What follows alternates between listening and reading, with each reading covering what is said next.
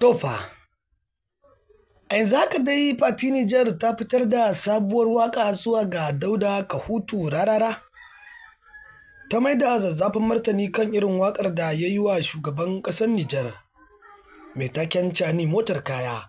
A yanzu haka dai za ku ji cewa 'yan Nijar ba su ji daɗin wannan waƙa ba, wadda Rarara ya yi wa shugaban ƙasar tasu wato Janar Abdurrahman Chani, tare da wato cin mutunci iri-iri wanda ya yi a cikin waƙar. To yanzu haka dai masu sauraro za ku ji cewa tabbas kwarai da gaske ramuwar gayya dai ta fita gayya zafi. Dan a yanzu haka ita ma Fati Niger ta fitar da tata zazzafar waƙar ta wato ramuwar gayya zuwa ga mawaƙin Dauda Kahutu Rarara.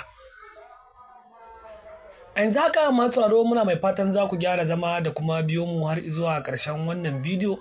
don jin mu ɗauke da irin sabon labari da kuma sabuwar waƙa wadda muke tafe da ita a yanzu haka a wannan tasha tamu mai albarka. Amma kafin nan masu sauraro muna mai daɗa roƙonku da cewa kada ku manta idan wannan shine zuwanku na farko wannan tasha tamu mai albarka, to kada ku wuce ku daure da ku je ku danna mana subscribe sannan ku danna alamar ƙararrawar sanarwa don samun zafafan waƙoƙi ɗauke da sababbin labarai waɗanda muke tafa da su da zarar mun ɗora.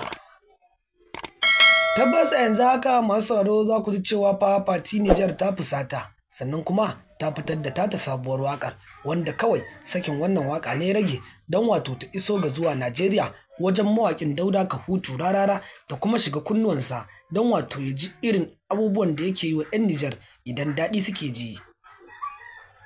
Tabbas a yanzu haka dai wannan al'amarin dai sai dai a ce Allah ya kyauta, don za ku ji cewa bayan nan ma fa Rarara ɗin ya ƙara bayyana cewa ba zai taɓa karaya ba da dukkanin irin waƙoƙin da 'yan Nijar za su dinga masa na cin mutunci da kuma irin zagin da suke yi masa akan wato mahaifiyarsa. Hakan ba zai taɓa sa shi ya ji wato koɗar a cikin zuciyarsa ba, ko kuma ya ji ya fasa wato fitar da zafafan labarai da kuma wato waƙoƙi akan wato gaskiya. Wanda yanzu haka dai masu sauraro tabbas kwarai da gaske muna jiran ra'ayoyinku, ko kuma za mu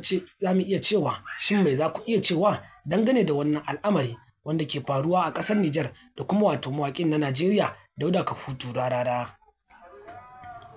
Har yanzu dai an kasa gano lamarin gaskiya kan wannan batu. Shi Rarara yana faɗa ne akan wato kama tsohon hambararren shugaban ƙasa da aka yi Janar Abdurrahman Bazoum, wanda a yanzu haka shi kansa Muhammadu Bazoum shugaban ƙasa ne mai zaman kansa, wanda ya tabbata cewa babu wani shugaban ƙasa wanda ya daɗe yana mulki a Nijar kamar shi. Sai ga shi a yanzu haka mulki ya bar hannunsa ya koma hannun sojin Nijar.